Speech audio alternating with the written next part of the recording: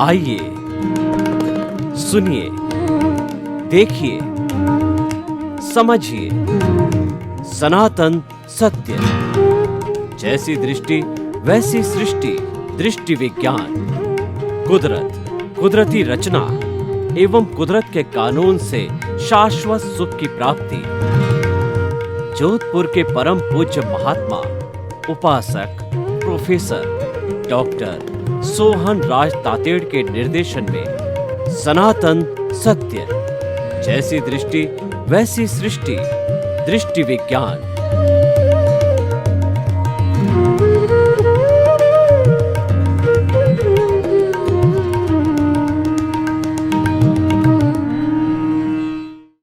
आत्मविज्ञान, science of the soul में आपका हार्दिक स्वागत है, अभिनंदन है, सत्कार है। साइंस ऑफ द सोल कार्यक्रम किस लिए बनाया गया है? हमें एक अच्छा इंसान बनाना है, एक अच्छा परिवार बनाना है, एक अच्छा समाज बनाना है, एक अच्छा प्रांत बनाना है, एक अच्छा देश बनाना है, एक अच्छा विश्व बनाना है। हमें रियल सेंस में वसुधैव कुटुंबकम की स्थापना करना है। और मैं बड़ी डंके की चोट आत्मविश्वास के साथ कह सकता हूँ कि अगर आप रोज आत्मविज्ञान कार्यक्रम देखते रहो, इनके सूत्रों का पालन करो, इसको आत्मसात करो, हृदयंगम करो, तो निश्चित रूप से हम आपको गारंटी के साथ कह सकते हैं कि आप अच्छे इंसान बन सकते हो। हम कोई औषधि नहीं देते, हम कोई तंत्र नहीं करते, मंत्र नहीं करते, कोई भी जादू नहीं करते, कोई टोना नहीं करते।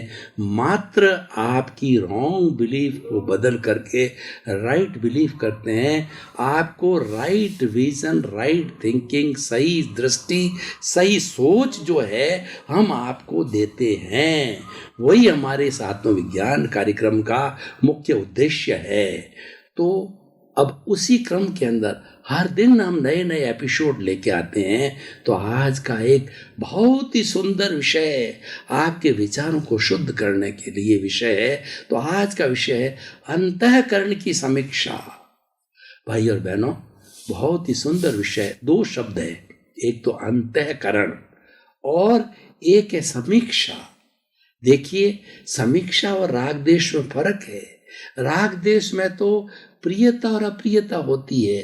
दो चश्मे होते हैं, एक चश्मा जो है वो कलर्ड चश्मे हो जाते हैं। एक चश्मा राग करता है, किसी का पक्ष लेता है। दूसरा जो है चश्मा है, दूसरा जो है कांच है, वो किसी का जो है द्वेष करता है, यानी किसी को काटता है, किसी के विपरीत जाता है। तो ये राग द्वेष अलग चीज है। समीक्षा है वह जिस तरीके से, उदाहरण के तौर पर लीजिए कि एक कुम्हार होता है, तो कुम्हार जब घड़ा बनाता है तो उस घड़े के जो ऊपर से थपथपाता है मिट्टी को, लेकिन नीचे हाथ रखता है, तो उससे क्या होता है कि मिट्टी गिर के नीचे टूटती नहीं है। उसी से समीक्षा जो है वो किसी व्यक्ति को बिगाड़ने के लिए नहीं है, किसी व्यक्ति के प्रति राग द्वेष करने के लिए नहीं है। समीक्षा एक न्याय बुद्धि है। समीक्षा उसके प्लस और माइनस पॉइंट को बताती है, उसकी बॉटलनेक्स को बताती है। समीक्षा हितैषी होती है। समीक्षा कार्य में सुधार करती है। समीक्षा व्यक्ति के अंदर सुधार करती है। समीक्षा सिस्टम में सुधार करती है और समीक्षा हमारी उन्नति कराती है। जो लोग समीक्षा में विश्वास नहीं रखते, खुद की समीक्षा नहीं करते, या और लोग समीक्षा करें उसको अदरवाइज लेते हैं, समीक्षा नहीं करवाते हैं, समीक्षा से डरते हैं, समीक्षा से भागते हैं कि मेरा कुछ गलतियां निकाल देगा, तो वह कभी उन्नति नहीं कर सकता है। देखिए, गलतियां भीतर भरी पड़ी है, टू एयर इज ह्यूमन। मनुष्य गलती का पुतला है, लेकिन गलती करना कोई बुरा नहीं है। गलती की पुनरावृत्ति ना हो, गलती को स्वीकार करना। गलती को स्वीकार करेंगे तब पुनरावृत्ति नहीं होगी। तो अपने गलतियों को स्वीकार करो। इसीलिए हम आपको अंतःकरण की समीक्षा के अंदर 4 सूत्र देंगे, आगे बताएंगे। तो ये समीक्षा का मतलब होता है अध्ययन करना, गहराई में जाके अध्ययन करना कि कैसे इम्प्रूवमेंट हो। उसके पीछे उद्देश्य है इम्प्रूवमेंट का होता है। अब अंतःकरण के अंदर 4 चीजें आती है, मन, बुद्धि, चित्त और अहंकार। ये चारों के समवाय को अंतःकरण कहते हैं। और वैसे अंतःकरण के अंदर कोई लोग मन को भी अंतःकरण कह देते हैं, बुद्धि को भी अंतःकरण कह देते हैं, और भीतर के भावों को भी अंतःकरण कह देते हैं। बातें सब एक ही है, ये तो अलग अलग पर्यायवाची है। हमारा मुख्य उद्देश्य ये है कि हमारा भीतरी जगत, उसकी समीक्षा। अगर हम इन बातों को छोड़ दीजिए, हम एक सिंपल बात करें कि भीतरी जगत की समीक्षा करना, कि भीतरी जगत गंदा है या साफ है, भीतरी जगत में राग द्वेष है या संभाव है। राग द्वेष हो तो उसकी प्रतिरोधात्मक शक्ति, संभाव कैसे आए। भीतर आश्रव चल रहा है, उसकी प्रतिरोधात्मक शक्ति, संवर कैसे आए। और निर्जरा तो हर क्षण चल ही रही है, उस निर्जरा को तेज करना। निर्जरा को तेज करने का मतलब कर्मों को ज्यादा खपाना। निर्जरा हो रही है, अकाम निर्जरा होती है, सकाम निर्जरा होती है। जब कभी भी कोई व्यक्ति उदीर्णा करता है, आध्यात्मिक क्रिया करता है, तो तेज रफ्तार से जो है वो निर्जरा होती, संवर करता है। हर संवर के साथ में निश्चित तौर पर निर्जरा होती है। और संवर है वो प्रत्याख्यान से जुड़ा हुआ होता है, त्याग से, पचकान से। और प्रत्याख्यान क्या है कि जो मैंने दोष किए हैं, मैं उन दोषों की पुनरावृत्ति न करूं, किसी को दुख न दूं। प्राणी मात्र को मन से, वचन से, काया से, करने से, करवाने से, अनुमोदने से, प्राणी और मेरे कुविचारों से, मेरे जो है वो बुरे भावों से प्राणी मात्र को कष्ट ना हो, ये सबसे बड़ा प्रत्याख्यान है।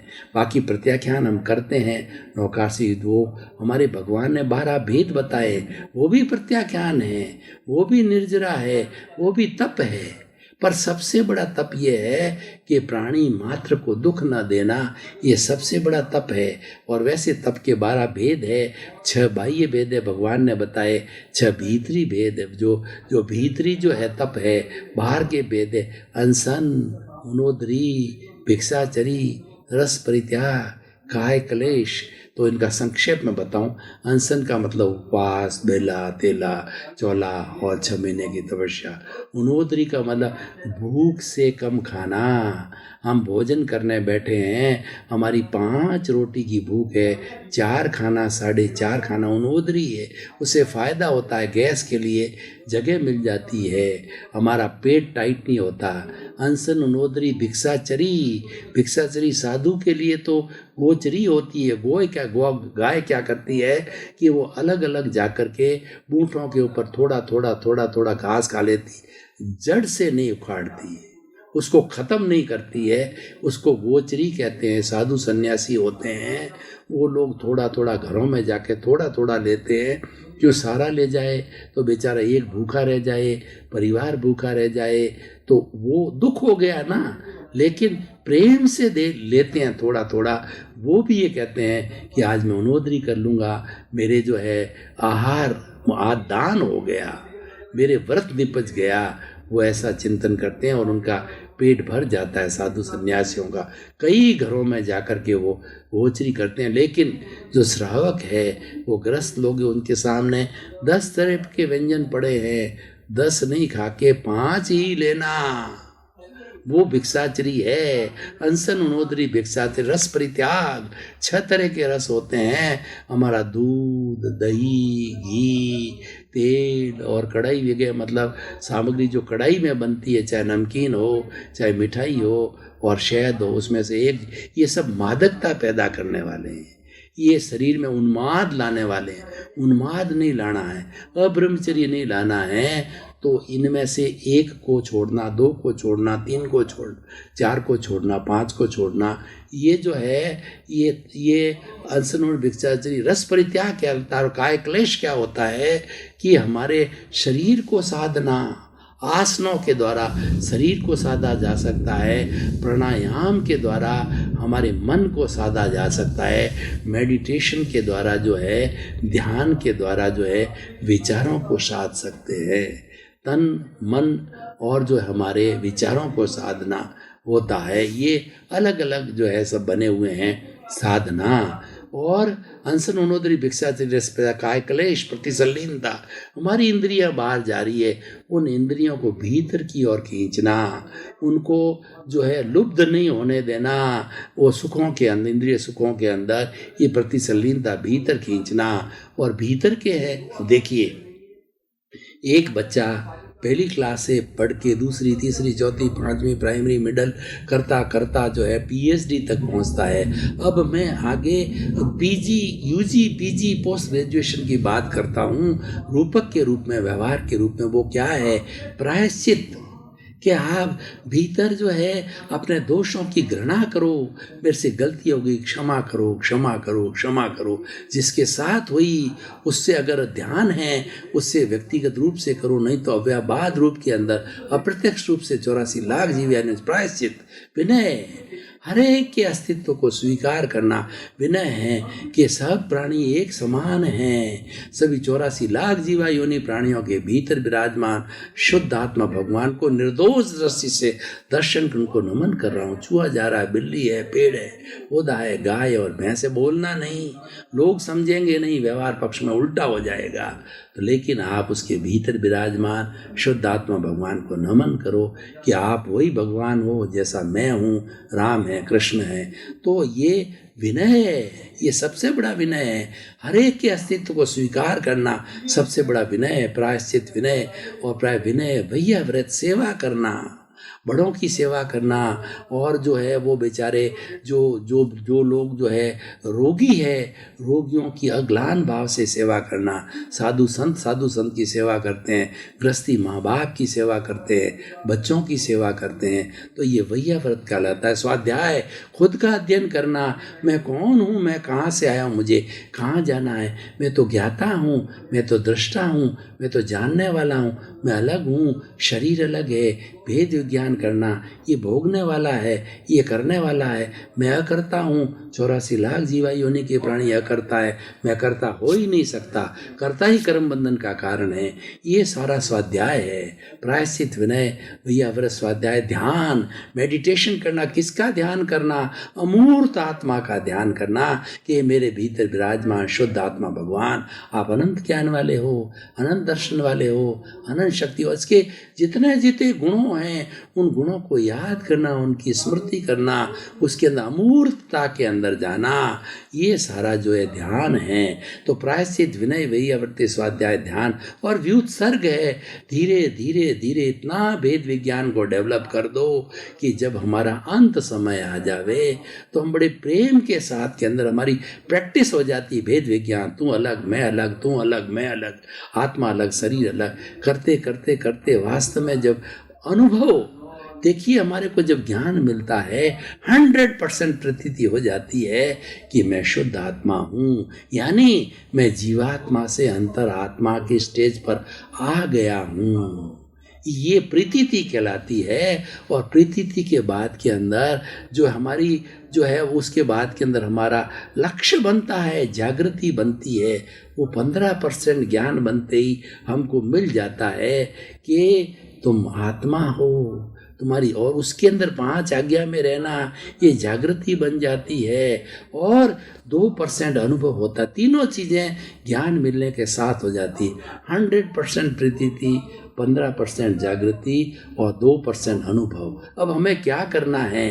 प्रतीति 100% के ऊपर कोई होता नहीं है। इस 15% को धीरे धीरे धीरे 100% तक लाना है। और ये जब 100% पर आना लग जाएगा तो ये हमारा अनुभव 2% से बढ़ता बढ़ता भी 100% पर आ जाएगा कि मैं तो ज्ञाता दृष्टा हूँ, मैं अलग हूँ, मैं शरीर हूँ, मैं शरीर नहीं हूँ। ये शरीर जानने वाला है, देखने वाला है, ये शरीर जो है करने वाला, भोगने वाला है, मैं तो जानने वाला। ये प्रतीति जब 100% हो जाएगी अनुभव, तब केवल ज्ञान होगा। और वही हमारी अंतिम स्टेज है। और केवल ज्ञान हमको धीरे धीरे मुक्ति की ओर ले जाएगा, सिद्ध बुद्ध और मुक्त बनाता। तो मैं बात कर रहा था अंतःकरण की, यही समीक्षा है। ये भीतर जाओ, मन, बुद्धि, चित्त और अहंकार ये अंतःकरण है। मन को देखो, मन क्या कर रहा है, विचार कहाँ जा रहा है, जाने दो, विचारों को रोको मत। अच्छे विचार बेचारा, मन तो नौकर है, मन तो बंदर की तरह चंचल है और मन टेम्परेरी है। चिंतन जब हम मनन करते हैं उसी वक्त मन होता है। मनन के पहले मन नहीं होता, मनन के बाद मन नहीं होता। मन को पैदा किया जाता है, हर क्षण पैदा करते। चिंतन किया, मन आ गया, चिंतन बंद हो गया, मन रुक गया। तो हमारी सारी साधना है, जो अंतःकरण की समीक्षा क्या है, मन से अमन बनना। और मन चलता रहेगा, क्योंकि मन तो पीछे से बन करके आया है। तो इसके विचारों को रोको मत। जो हमारे विचार मन के आ रहे हैं बाईपास करो, पूरे जीवन भर जाने दो, उसके साथ जुड़ो मत। जुड़ोगे तो राग द्वेष हो जाएगा, राग द्वेष से कर्म बीज पड़ जाएंगे, कर्म बीज बढ़ के अगले भव में कर्म फल मिलेगा और कर्म फल से सुख दुख की अनुभूति होगी, भव बढ़ेंगे। तो इसी तरीके से ये हो गया मन की समीक्षा। और बुद्धि की समीक्षा ये है, बुद्धि भटक जाती है। बुद्धि जब है वो लुब्ध हो जाती है 5 इंद्रिय सुख में, उसको खींचो, प्रज्ञा हाजिर हो जाएगी। जिसके ज्ञान लिया होता है प्रज्ञा तुरंत हाजिर होगी, बुद्धि को सेट करेगी कि क्या कर रहे हो तुमने किसी का बुरा सोचा है, जो प्रतिक्रमण करो, वो प्रतिक्रमण कराएगी, प्रत्याख्यान कराएगी, आलोचना कराएगी, सामायिक कराएगी। तो ये हो गया है मन, बुद्धि और चित्त। चित्त हमारी चेतना की शक्ति है। और ये चित्त जो है, जैसे हमारे स्थूल शरीर के ऊपर काम करने वाला, ये चित्त कहला जाता है। और ये जो हमारी आत्मा प्रभु को अनंत चित्तों वाला कहा गया है। चित्त एक तरह की एनर्जी है जो कि हर कोशिका को दी जाती है, हर शरीर के हर अवयव को दी जाती है। शरीर का हर अवयव चार्ज होता है, वो चित्त मतलब चेतना के जो है वो शक्ति से जागृत होता है। तो चेतना की शक्ति को चित्त कहते हैं। तो मन, ये चित्त विक्षिप्त होता है और चित्त होता है उदय, जैसे कर्मों का उदय होता है उसके अनुरूप ही चित्त भी बन जाता है, अच्छा बन जाता है, बुरा बन जाता है। तो मन, बुद्धि, चित्त और अहंकार, इन सब को जो मालिक है वो अंतःकरण का अहंकार है। अंतःकरण को खराब करने वाला अहंकार है। अहंकार प्योर पाप है। अहंकार राग द्वेष पैदा करता है। अहंकार का मतलब क्रोध, मान, माया, लोभ, कषाय को अहंकार बोलते हैं। तो यही भटकाने वाला है, यही भीतर पड़ने वाला है, यही बीमारी है, यही बुद्धि, यही हमें डायग्नोसिस किया। एक डॉक्टर डायग्नोसिस करता है कि आखिर बीमारी का कारण क्या है। हमारी बीमारी का कारण ये अहंकार, ये नाग है, ये फुफकार रहा है। ये नाग भरा हुआ काल बेली आता है तो बड़े बड़े नाग के जो है वो जहर की थैली को फेंक देता काट के, और फिर वो उसको इनकम का साधन बनाता है, लोगों को बड़े नाग को दिखाता है, वो फुफकारता है, लेकिन भीतर तो कुछ है ही नहीं। कहाँ से डरो भले ही, पर वो आपको जहर नहीं दे सकता। जहर की थैली कट गई, हटा दी गई। ज्ञानी पुरुष उस जहर की थैली को काट देते हैं, सम्यक दर्शन देते हैं कि आपके नए कर्मों का बंधन नहीं होगा। सम्यक दर्शन मिलने के बाद में नए कर्मों का बंधन नहीं होता है, और पूर्व में जो कर्म बंधे हुए हैं बर्फ की शीला की तरह के वो पिघलते रहेंगे धीरे, 1 भव में, 2 भव में, 3 भव में, 4 भव में। उसके लिए आपको भव जन्म लेना पड़ेगा। और ज्ञानी पुरुष ने तो कृपा करके, अनुकंपा करके ऐसा ज्ञान देते हैं, 15 भव की सीमा बना देते हैं कि अगर आपका ज्ञान हाजिर रहेगा तो प्रज्ञा हाजिर रहेगी, प्रज्ञा के साथ में आपका संवर है, प्रज्ञा के साथ में आपका संभाव है, और सबको गाइड करने वाली 5 आज्ञा है। तो इसलिए प्रज्ञा, संभाव, संवर, 5 आज्ञा और ज्ञाता दृष्टा भाव, ये 5 आज्ञाएं कहिए या 5 जो है मित्र कहिए, 5 का परिवार है, ये आत्मा की सत्ता है, और यही सब कुछ मोक्ष में ले जाने वाली है। ये पूरी समीक्षा हो गई अंतःकरण की। तो हमने मन की समीक्षा की, बुद्धि की, चित्त की और अहंकार हटा दिया। अहंकार ज्ञान के द्वारा हट जाता है। ज्ञान हाजिर होते ही अहंकार नहीं टिक सकता, उसको जाना पड़ेगा। एक किसी औरत के अंदर या पुरुष में भूत भूतनी घुस गए तो हम जो है झाड़ागर को लाते हैं। वो झाड़ागर उसको जानता है, भूत प्रेतों को निकालने वाले झाड़ागर होते हैं। वो मंत्र जानते हैं, विद्या जानते हैं, उस विद्या से उसको वश में करते हैं।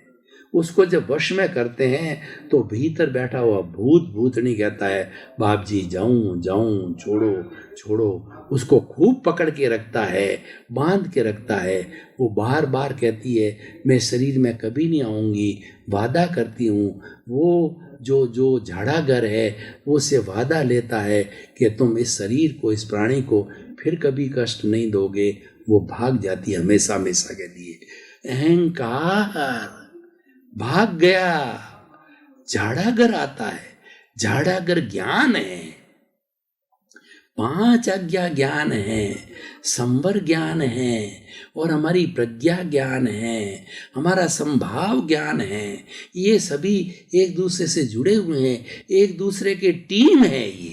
ये टीम वर्क है, सभी एक साथ काम करते हैं। और इन सब का जो है वो सेनापति प्रज्ञा है।